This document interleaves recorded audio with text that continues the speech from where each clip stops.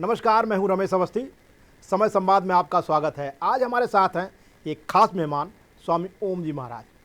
स्वामी ओम जी महाराज और विवादों का गहरा रिश्ता है। बिग बॉस से चर्चा में आए स्वामी ओम जी महाराज आज हमारे साथ हैं। आज हम इनसे कई मुद्दों पर बातचीत करेंगे, लेकिन इससे पहले जान लेते हैं इनकी जीवन यात्रा के बारे में।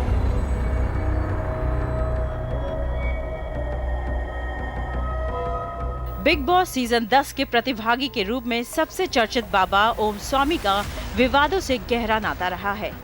यही वजह है कि बिग बॉस के हर सदस्यों के साथ आए दिन स्वामी ओम का विवाद होता रहता था। खुद को भारतीय संस्कृति का समर्थक और पोषक कहने वाले स्वामी ओम के कई रंग बिग बॉस में देखने को मिले। बिग बॉस 10 के सबसे विवादित प्रतिभागी स्वामी ओम महाराज का जन्म साल 1957 में दिल्ली में हुआ। बाबा का असली नाम एस सदाचारी साई बाबा ओम महाराज है। ओम महाराज के नाम से मशहूर बाबा ओम स्वामी अपने को तांत्रिक भी मानते हैं। इनका कहना है कि वो तांत्रिक विद्या से इस दुनिया को स्वर्ग बना सकते हैं। ये बात और है कि ये जहाँ जाते हैं वहाँ माहौल जरूर बिगाड़ देते हैं। महाराज के मुताबिक उन्होंने साल 2015 में दिल्ली विधानसभा चुनाव में एक स्वतंत्र राजनीतिक पार्टी अखिल भारतीय हिंदू महासभा के प्रतिभागी बनकर खड़े हुए थे। साथ ही वो भारतीय जनता पार्टी के भी सदस्य रहे हैं। दुनिया को उपदेश देने वाले ये बाबा सबसे अलग है। वो लोगों को उपदेश के साथ साथ धमकी भी देते हैं। सबको शांति का संदेश देने वाले इस बाबा को इतना गुस्सा आता है। खुलेआम झगड़ा करने वाले ये बाबा भी कमाल के हैं। बाबा ओम स्वामी तब सुर्खियों में आए थे जब इन्होंने एक निजी न्यूज चैनल पर महिला ज्योतिषी को बहस के दौरान थप्पड़ मार दिया था। इस कंट्रोवर्सी पर बाबा ने एक किताब भी लिखा है, देशद्रोही केजरीवाल। इस आक्रामक बाबा ने तो सलमान खान तक को मारने की धमकी दी थी। अपने बयान और हरकतों से सुर्खियों में रहने वाले इस बाबा के बिगड़े बोल बदस्तूर जारी हैं। ये थी विवादों से भरी हुई स्वामी ओम जी महाराज की जीवन यात्रा। स्वामी जी, समय संवाद में आपका बहुत बहुत स्वागत है। बहुत बहुत धन्यवाद। स्वामी जी, पूरी आपकी जीवन यात्रा विवादों से घिरी हुई है। कहाँ से शुरुआत हुई और इस समय यहाँ मुकाम तक कैसे पहुँचे? मेरे गुरु स्वामी करपात्री जी महाराज, जिनके शिष्य हैं चारों जगत गुरु शंकराचार्य, उनको मेरे तत्कालीन रॉयल फैमिली के पेरेंट्स जो ब्राह्मण परिवार के थे, उन्होंने ये कहा कि हमको संतान चाहिए। स्वामी जी ने कहा कि संतान सुख आपको नहीं है, तो लेकिन मैं पुत्रेष्टि यज्ञ के माध्यम से मैं आपको पुत्र दूंगा जो सिर्फ हिंदू राष्ट्र की स्थापनार्थ अपना जीवन समर्पित करेंगे। और उस पुत्रेष्टि यज्ञ के बाद मेरा जन्म हुआ। मेरा नामकरण मेरे गर्भाधान में आने से पहले ही ओम का साधक मुझे घोषित किया गया था। और जिस वक्त मेरा जन्म हुआ उस वक्त मुझे नहीं मालूम, लेकिन मेरे गुरुजी कहा करते थे स्वामी करपात्री जी महाराज की, जनरली बच्चा रोता है, लेकिन मैं रोया नहीं था। मैंने उस वक्त जो संस्कृत में शब्द बोला था उसका हिंदी अर्थ ये था कि सबका दुख दूर करेंगे, चोला लाल लाल। आप देख रहे हैं मैंने लाल कपड़ा पहना हुआ है।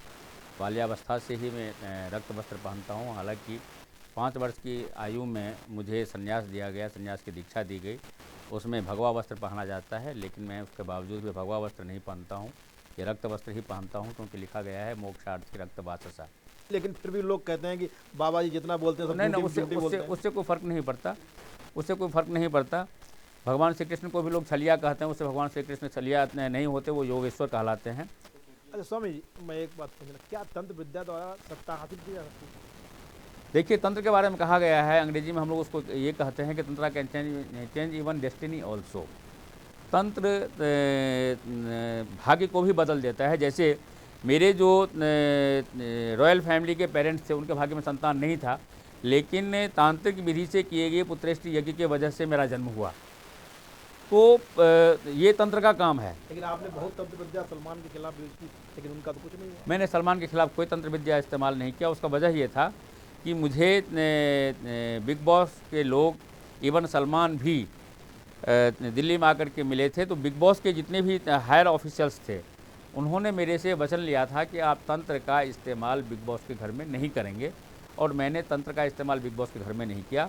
तंत्र महार्णव और तंत्र महोदय, इतनी मोटे मोटे हमारे लॉ बुक्स हैं तंत्र के, जिसमें ये लिखा गया है कि तंत्र का इस्तेमाल जिस दिन हम अपने लिए करेंगे, अपने निज हित के लिए करेंगे, उस दिन उसी वक्त जिह्वा उलट जाती है और मृत्यु हो जाता है, अकाल मृत्यु होती है, प्रेतात्मा बनकर के भटकना पड़ता है। तो क्योंकि ये तब से बना जब रावण ने अपनी तंत्र शक्ति से पूरे विश्व को जीत लिया था, तब से भगवान, क्योंकि तंत्र के प्रणेता भगवान शिव हैं और रावण ने उसका मिसयूज़ किया था, तो तब से ये नियम चला आ रहा है। हम लोग तंत्र का उपयोग अपने निज हित के लिए नहीं कर सकते, जनहित के लिए कर सकते। चलिए स्वामी जी, आज से हमारी बातचीत का सिलसिला जारी रहेगा। यहाँ पर लेते हैं छोटा सा ब्रेक, ब्रेक के बाद फिर आगे।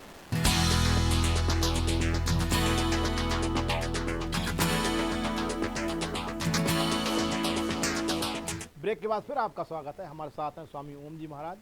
स्वामी जी, कई आरोप आपके ऊपर लगे हैं, चाहे वो लड़कियों के बारे में हो, चाहे वो आपके चोरी के बारे में हो, क्या कहना आपका? कोई भी आरोप सच नहीं है। चूँकि मैं राष्ट्रभक्त हूँ और ईसाई आतंकवाद के खिलाफ मैं युद्ध करता हूँ।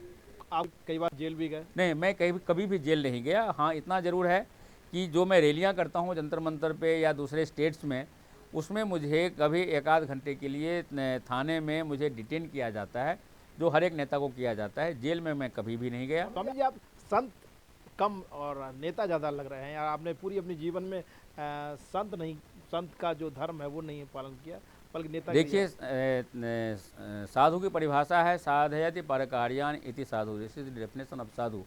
जो दूसरों का हित चिंतन करे, जो देश का हित चिंतन करे। पिछले 55 वर्षों से लगातार सिर्फ और सिर्फ मैं देश का हित चिंतन कर रहा हूँ। सिर्फ और सिर्फ देश के लिए मैं लड़ता हूँ, मरता हूँ, झगड़ता हूँ। आज तक किसी हिंदू ने मुझे एक नया पैसा नहीं दिया, मैंने कभी मांगा नहीं, कभी मांगूंगा भी नहीं। लेकिन हिंदू राष्ट्र के निर्माण के लिए मेरा जन्म हुआ है, वो मैं हिंदू राष्ट्र बना करके रहूँगा। बिग बॉस के घर में भी जो मैं गया था, वो सिर्फ इसीलिए क्योंकि 2015 में भी ये लोग मेरे पास में आए थे, तब भी मुझे 5 करोड़ दे रहे थे, मैंने मना कर दिया था।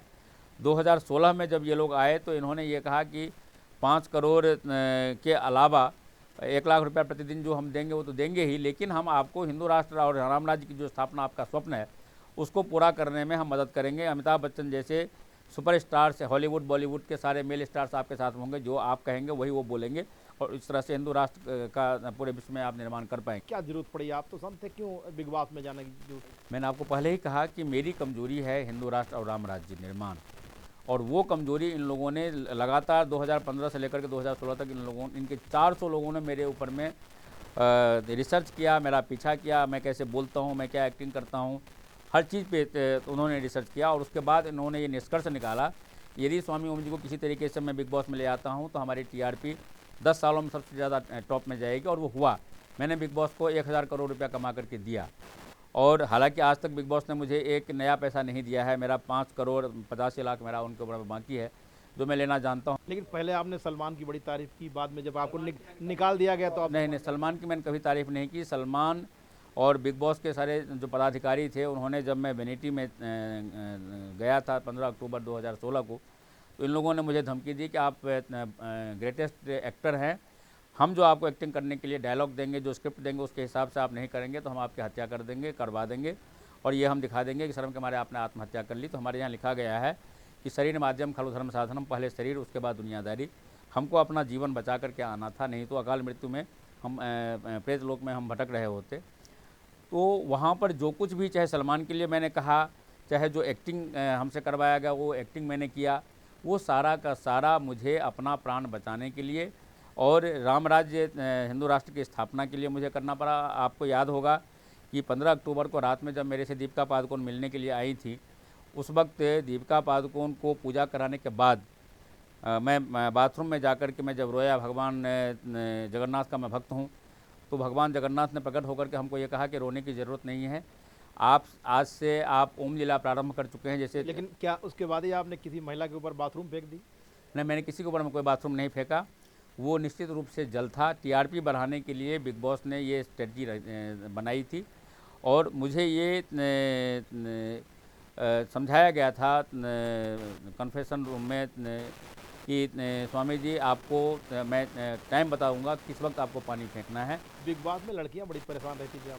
नहीं, लड़कियां कोई परेशान नहीं रहती थी। वो सारी लड़कियां आज मेरे पास में आती हैं, उनको मेरे से लड़ने के लिए और मुझे उनसे लड़ने के लिए मुझे और उनको डायलॉग दिया जाता था, स्क्रिप्ट दिया जाता था। जो उनको दिया जाता था वो करती थी, जो मुझे करना होता दिया जाता था वो मैं करता था। फ़र्क सिर्फ इतना था कि उनका ये इंस्ट्रक्शन था कि वो एक्टिंग नहीं नज़र आना चाहिए। तो हमने जो एक्टिंग की वो रियलिटी दिखती थी, और एक्टिंग का मतलब भी वही होता है कि आप जो भी करें वो रियल में दिखे, रील ना दिखे। तो वो हमने किया, और जिसका परिणाम ये हुआ कि हर एपिसोड में जो फ्राइडे को सलमान खान आते थे, जो सैटरडे संडे को टेलीकास्ट होता था, उसमें हर बार सलमान खान ये कहते थे कि आपसे बड़ा इस दुनिया में कोई भी एक्टर नहीं है। हम जो भी आपको सिचुएशन देते हैं आप उसके हिसाब से इमीडिएटली आप जो एक्ट कर लेते हैं वो हम कभी 7 जन्म में नहीं कर सकते। अमिताभ बच्चन, ये मैं नहीं कह रहा हूँ, ये आप देखेंगे बिग बॉस को खोल के तो आज भी आपको वो मिलेगा। आपने सब बताया कि बिग बॉस सब फिक्स होता है पहले से, सारा स्क्रिप्टेड होता है। और यहाँ तक कि आप ये देखिए कि मैंने जब 30 दिसंबर की रात को सलमान खान को पीटा था, लेकिन सलमान के लोग कह रहे हैं कि ये बाबा झूठ बोल रहे हैं कि कहीं नहीं पीटा था। ऐसा नहीं है। जो पूरे वर्ल्ड की मीडिया सलमान से और सलीम भाई से पूछने के लिए जा चुकी है। सलमान ने और सलीम ने सिर्फ ये कहा है कि स्वामी ओम जी ने जो हमको मारा है वो हमारे लिए आशीर्वाद है। उसने कभी भी नहीं कहा कि स्वामी ओम जी ने हमको नहीं पीटा। और अभी भी जाकर के आप पूछ सकते। उसके बाद जब फिनाले हुआ, ग्रैंड फिनाले हुआ, तो आपने कहा कि अगर ग्रैंड फिनाले में मुझे नहीं बुलाया तो सलमान के मैं हाथ पैर तोड़ दूंगा। उसके बाद ग्रैंड फिनाले हुआ, आप हाँ, देखिए मैं ऐसा नहीं है, नहीं, मैं कभी मैं बुरे कर्मों के अलावा किसी से नहीं डरता। हुआ ये था कि जिस वक्त सलमान को हमने पीटा, और उस वक्त तो इन्होंने शर्म के मारे हमको निकाला नहीं, तो उस वक्त जब मैं यहाँ आने के लिए निकला था 1 तारीख को, 1 जनवरी को, तो मुझे बिग बॉस ने ये कहा था कि स्वामी जी आपने जो 30 तारीख को सलमान भाई को पीटा है, सलमान भाई हमको प्रेशराइज कर रहे हैं, बिग बॉस के घर से निकालना है। ये जैन साहब अभी बैठे हैं। मैंने पटियाला हाउस में सारे मीडिया को यही कहा था कि आज 2 जनवरी है, मुझे 4 जनवरी को वहाँ से निकाल दिया जाएगा। ये मैं 2 जनवरी को दिल्ली में बोल के आपने कहा था ग्रैंड फिनाले अगर मैं हमें नहीं बुलाया गया तो हम सलमान के हाथ पैर तोड़ देंगे, हाँ, उनकी हड्डी तोड़। हाँ, उसके बाद आप गायब हो गए, यानी कि आप डर गए? नहीं।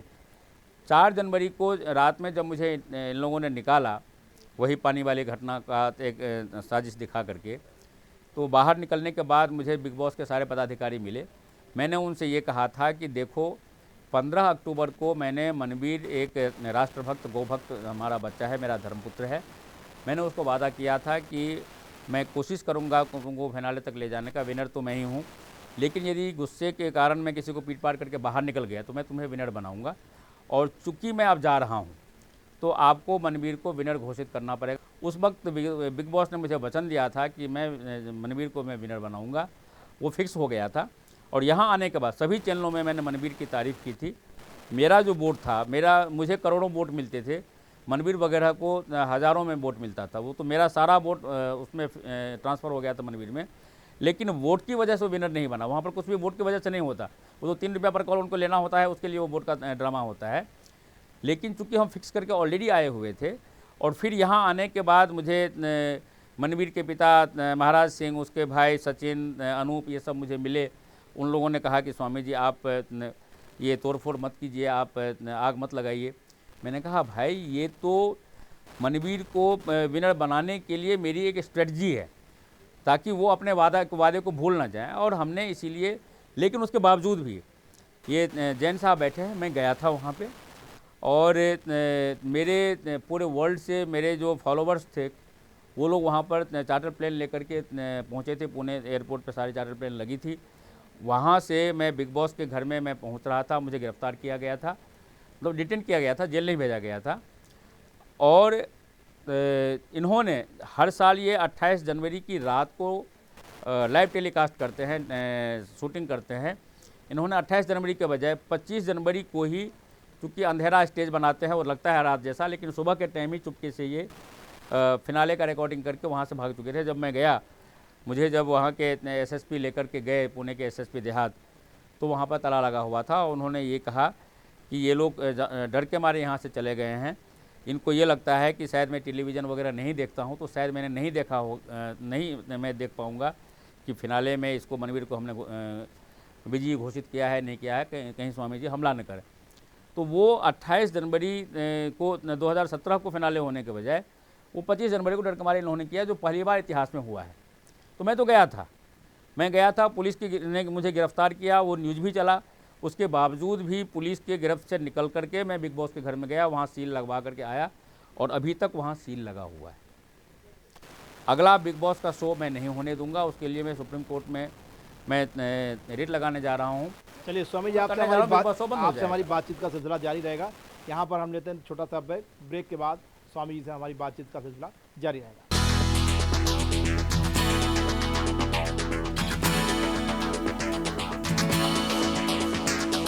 ब्रेक के बाद फिर आपका स्वागत है। हमारे साथ हैं स्वामी ओम जी महाराज जी। स्वामी जी, काफ़ी विवाद रहा है आपके साथ। दिल्ली में आपने चुनाव लड़ा केजरीवाल के खिलाफ। केजरीवाल पे इतना गुस्सा आपको क्यों आता है? देखिए, केजरीवाल को अन्ना हजारे से मिलवाने वाला मैं ही उसको लेके गया था। उस वक्त वो मेरे साथ में भ्रष्टाचार के खिलाफ बात कर रहा था। उससे पहले निर्भया कांड के खिलाफ जो हमने आंदोलन किया था इंडिया गेट से लेकर राष्ट्रपति भवन तक, उसमें भी बिहाइंड दी कर्टन वो मेरे साथ था और वो ये कहता था कि मैं राष्ट्रवादी हूँ। मुझे नहीं पता था उसके बारे में कि वो राष्ट्रद्रोही है। जो रामलीला मैदान वाला जो आंदोलन था उसमें बिहाइंड दी कर्टन में था, लेकिन जिस वक्त वो इलेक्शन लड़ा वो कहता था मैं कभी राजनीति में नहीं आऊँगा। स्वामी जी, आप संत हैं, आपको धर्म का काम करना चाहिए। धर्म का काम कम करते हैं, गुंडागर्दी ज़्यादा करते हैं। हमारे यहाँ लिखा है कि शास्त्र में लिखा है अहिंसा परमो धर्मः, धर्म हिंसा तथैव च। धर्म के लिए हिंसा बहुत ज़रूरी है। भगवान श्री कृष्ण ने कहा है कि यदा यदा हि धर्मस्य ग्लानिर्भवति भारत अभ्युत्थानम् अधर्मस्य तदात्मानं सृजाम्यहम्। अधर्म के विनाश के लिए हाथ जोड़ करके विनाश नहीं होता, शस्त्र का इस्तेमाल होता है। माँ दुर्गा ने महिषासुर मर्दिनी ने महिषासुर का वध किया, भगवान राम ने रावण का किया, भगवान श्री कृष्ण ने कंस का किया। अधर्मियों को विधर्मियों को, चूँकि विधर्मी है, विधर्मियों को ख़त्म करने के लिए हिंसा बहुत ज़रूरी है। मैं परशुराम का वंशज हूँ, वही परशुराम जयंती गया है। उन्होंने विधर्मियों का विनाश 21 बार विधर्मी विहीन किया था इस पृथ्वी को। यदि वो 21 बार कर सकते हैं तो क्या मैं एक बार विधर्मी विहीन इस भारत को नहीं कर सकता? लेकिन आपके इन्हीं कृत्यों के कारण साधु संत समाज आपसे काफ़ी खिलाफ रहता है। बिल्कुल गलत है। कोई साधु समाज हमारे खिलाफ नहीं है, सिर्फ वो ढोंगी लोग मेरे खिलाफ हैं जो दिन में तो अपने शिष्याओं को कहते हैं कि तू मेरी बेटी है और दिन में तो वो भैया बनाती हैं और वो बहन बनाते हैं, रात को बेडरूम में वो सैया बन जाते हैं और वो उनकी पत्नी बन जाती हैं। ऐसे ढोंगियों साधुओं का मैं विरोध करता हूं और मेरे पास में उन सभी ढोंगी साधुओं का पूरा फाइल है। जिस दिन उनकी इच्छा हो वो आपके चैनल पर आ जाएं डिबेट करने के लिए, उनके सारे काले चिट्ठे में दिखाऊंगा। ये सो कॉल्ड ढोंगी साधुओं ने ही इस हिंदू धर्म का, इस देश को और इस संस्कृति को बर्बाद किया है। लेकिन वही साधु संत कहते हैं, आपके ऊपर आरोप लगाते हैं कि ये बाबा ढोंगी है, ये बाबा लड़कियों के साथ बदतमीजी करता है। जो सच्चे साधु हैं वो कभी भी किसी साधु की निंदा नहीं करते। वो हमेशा, हमारे यहाँ भगवान श्री कृष्ण ने गीता के 3 अध्याय में कहा है, ये न भावयतानेन ते देवः भावयन्तु वः परस्परं भावयन्तः श्रेयः परम वाप्स्यत। जो सच्चे साधु होते हैं, हम लोगों की परंपरा है, हम भगवान की पूजा करते हैं, हम स्तुति गान करते हैं। हम वहाँ पर भगवान श्री राम या श्री कृष्ण को, मान लीजिए मैं वैष्णव संत हूँ तो माँ दुर्गा को मैं गाली नहीं देता, या यदि मैं शाक्त हूँ तो मैं भगवान विष्णु को गाली नहीं देता। गाली देने की परंपरा सिर्फ ढोंगियों में होती है, हम में नहीं होती। तो इसलिए जो भी ऐसे ढोंगी साधु हैं उनको मैं चेतावनी देता हूँ कि या तो अपना ढोंग बंद करो, या हिम्मत है तो मेरे सामने आओ, मैं तुम्हें नंगा करूँगा और ऐसे नंगा करूँगा कि तुमको पब्लिक मार मार करके तुम्हारी हड्डियाँ तोड़ देगी, तुम कहीं मुंह दिखाने लायक नहीं रहो। क्या लगता नहीं कि ये सब आप पब्लिसिटी के लिए कर रहे हैं? पब्लिसिटी, देखिए, यदि मुझे पब्लिसिटी के लिए करना होता तो जिस वक्त हमने 2 दिसंबर 2012 को ये किया था तब मैं पब्लिसिटी करता, मैंने नहीं किया। हालांकि लाइव टेलीकास्ट चला, जब मैं अंदर आया हूँ वो सभी चैनलों ने दिखाया, जब मैं बाहर आया हूँ वो सभी चैनलों ने दिखाया, लेकिन अंदर मैंने जाकर के मैंने क्या किया है इसके बारे में मैंने बाहर आकर के मीडिया को कुछ नहीं बताया, क्योंकि मेरा काम हो चुका था। पब्लिसिटी मेरा जीवन का लक्ष्य नहीं है। मेरा जीवन का लक्ष्य है अपराध मुक्त, भ्रष्टाचार मुक्त, देशद्रोह मुक्त। मुझे हिंदू राष्ट्र चाहिए। स्वामी जी, आप जो बात कर रहे हैं मुझे लगता है कि हमारे दर्शकों को हजम नहीं हो रही। नहीं, उससे कोई फ़र्क नहीं पड़ता। देखिए, सच हमेशा बड़ा अजीब व गरीब लगता है, लेकिन सच आखिर सच होता है। आपके सामने ये लाइट जल रहा है, आप यदि ये कहेंगे कि यहाँ लाइट नहीं जल रहा, अंधेरा है, उससे लाइट की सच्चाई के ऊपर में कोई असर पड़ने वाला है नहीं। बिग बॉस में जब आप गए तो क्या क्या आपको कठिन चीज़ों का या क्या क्या चीज़ों का सामना करना पड़ा? हर वक्त मुझे मौत का सामना करना पड़ा। हर वक्त मेरे से वो एक्ट कराया गया जो मेरी इच्छा के टोटली विरुद्ध था। फॉर एग्ज़ाम्पल, जब मेरे से बेडरूम सीन कराया गया तो वो मोनालिसा को मैं अपना बेटी कहता था, लेकिन मुझसे बेडरूम सीन कराया गया। बाथटब सीन कराया गया तो वो लोपा और मोना, जिसको मैं बेटी कहता था, मुझे उसमें बाथटब का सीन कराया गया, जो इन लोगों ने मुझे वादा किया था कि मैं टेलीकास्ट नहीं करूँगा, लेकिन उसको इन लोगों ने टेलीकास्ट किया। जैसे अभी आपने देखा कि राजा रंग के प्ले में मुझे राजा के रूप में स्नान करना था स्विमिंग पूल में, और नौकरानी दासी के रूप में मोनालिसा को स्नान करना था, उसको इन लोगों ने गलत तरीके से दिखाया। जब से मैं बिग बॉस के घर से मैं बाहर आया हूँ, तब से मुझे आज तक एक व्यक्ति ऐसा नहीं मिला जिसने मुझे ये कहा हो कि आपने बड़ा गलत किया। सब ने मुझे ये कहा कि यदि हम बिग बॉस शो देखते थे तो सिर्फ और सिर्फ आपके लिए देखते थे। जिस वक्त ये घोषणा की, आपको ध्यान होगा, मुझे 4 जनवरी को रात में निकाल दिया गया था, लेकिन उन्होंने 10 जनवरी तक मेरे जो बर्थडे मनाए गए थे, सोनाक्षी सिन्हा ने बर्थडे मनाया, विद्या बालन ने बर्थडे मनाया, वो सनी लियोनी ने मेरा बर्थडे मनाया, इन लोगों ने जो मेरे बर्थडे मनाए थे वो सारा सीन दिखाते रहे। और जिस वक्त इन्होंने अनाउंस किया कि स्वामी ओम जी को निकाल दिया गया, उन्होंने नहीं निकाला, मैं लात मार करके आया था, क्योंकि मुझे बीजेपी को यहाँ जिताना था। उत्तराखंड और उत्तर प्रदेश में मुझे कैंपेनिंग करना था और मुझे मनवीर को बनाना था विनर। यूपी में आपने कन्वेंसिंग की? मैंने यूपी के हर कंस्टिट्यूंसी में जाके किया, मैंने उत्तराखंड का कंस्टिट्यूंसी में जाके किया, अभी दिल्ली के हर एमसीडी वार्ड में जाकर के मैंने किया और ज़बरदस्त किया। और मुझे खुशी है इस बात की कि जो मैं चाहता था राष्ट्रवादी सरकार, वो आई है। आने वाले समय में चूँकि मोदी जी ने मुझे ये वादा किया हुआ है कि मैं हिंदू राष्ट्र बनाने में आपको मदद करूँगा, मोदी जी ने मुझे वादा किया हुआ है कि मैं श्री राम मंदिर बनाने में आपका मदद करूँगा। मैं घोषणा करता हूँ कि राष्ट्रपति का इलेक्शन जो मैं लड़ने जा रहा हूँ अभी जुलाई में, स्वामी जी कुछ बातें आपकी सर से ऊपर निकल रही हैं। उससे कोई फर्क नहीं पड़ता, सच सच होता है। किस पार्टी से चुनाव लड़ेंगे? मैं सभी पार्टियों का मैं निर्विवाद कैंडिडेट बनूंगा। तो ये राष्ट्रपति का इलेक्शन जो आप लड़ रहे हैं, तो ये भी तो कहीं पब्लिसिटी स्टंट नहीं है? नहीं, ये पब्लिसिटी स्टंट इसलिए नहीं है क्योंकि यदि ये होता तो मैं, चूँकि 1965 से इंदिरा जी के साथ हूँ, कई बार मुझे ऑफ़र किया गया, लेकिन मैंने ये बात कभी कही नहीं। आज पहली बार इस बात को मैं कह रहा हूँ। और एक बात मैं आपको और साथ बता देना चाहता हूँ, मोदी जी को भी मैं सचेत करना चाहता हूँ। यदि किसी कारणवश बस मैं राष्ट्रपति नहीं बन सका और 2019 से पहले हिंदू राष्ट्र और भगवान श्री राम के भव्य मंदिर का निर्माण नहीं हुआ, तो माली यदि बगीचा लगाना जानता है तो काटना भी जानता है। मैं वही माली हूँ। यदि ऐसा हुआ तो मैं हिंदू राष्ट्र बनाने के लिए 2019 में इलेक्शन के बाद जो सांसद चुन करके आएंगे, मैं प्राइम मिनिस्टर का उम्मीदवार होऊंगा और 1001% मैं प्राइम मिनिस्टर बनूंगा, भले ही मुझे मोदी जी को साइड करना पड़े, क्योंकि लक्ष्य मेरा है हिंदू राष्ट्र, वो मैं बना करके रहूँगा। जो केजरीवाल के खिलाफ आप चुनाव लड़े थे, वो किस पार्टी के लड़े थे? मेरी अपनी हिंदू महासभा, जिसका मैं ग्लोबल प्रेसिडेंट हूँ। लेकिन उस वक्त तो जीतना मेरा लक्ष्य नहीं था, उस वक्त तो सिर्फ केजरीवाल के जो उसका जो देशद्रोह था उसको सामने लाना था। हिंदू महासभा का आशय हमें माने कि जो योगी जी की हिंदू महासभा है। देखिए, हमारे हिंदू महासभा के पहले राष्ट्रीय अध्यक्ष रहे हैं दिग्विजय नाथ जी महाराज, जो दादा गुरु थे योगी आदित्यनाथ जी के। हमारे इनके जो गुरुजी थे महंत अवैधनाथ, वो हमारे हिंदू महासभा के टिकट से ही सांसद बने थे। हमारे योगी आदित्यनाथ जी भी जब कभी बीजेपी इनको कहती थी कि हम नहीं देंगे टिकट, तो वो यही कहते थे, तुम नहीं दोगे तो मैं हिंदू महासभा के टिकट से लड़ूंगा और जीतूंगा और फिर मैं सारा हिंदू महासभा में बना दूंगा। तो उस डर के मारे बीजेपी वाले उनको टिकट देते रहे और बार बार वो सांसद बनते रहे। आज भी यदि योगी आदित्यनाथ चीफ मिनिस्टर हैं तो वो बीजेपी की चॉइस नहीं है, वो हम लोगों का दबाव है, क्योंकि हम लगातार ये दबाव बना रहे थे। योगी आदित्यनाथ जी ने कभी नरेंद्र मोदी जी की चमचागिरी नहीं की। राजनीति में चमचागिरी करनी पड़ती, चमचागिरी ना तो मैं करता हूँ ना योगी आदित्यनाथ जी ने किया। उन्होंने पराक्रम किया। योगी आदित्यनाथ जी को चीफ मिनिस्टर बनाने से पहले वो तो विदेश जाने वाले थे, उनको पता भी नहीं था।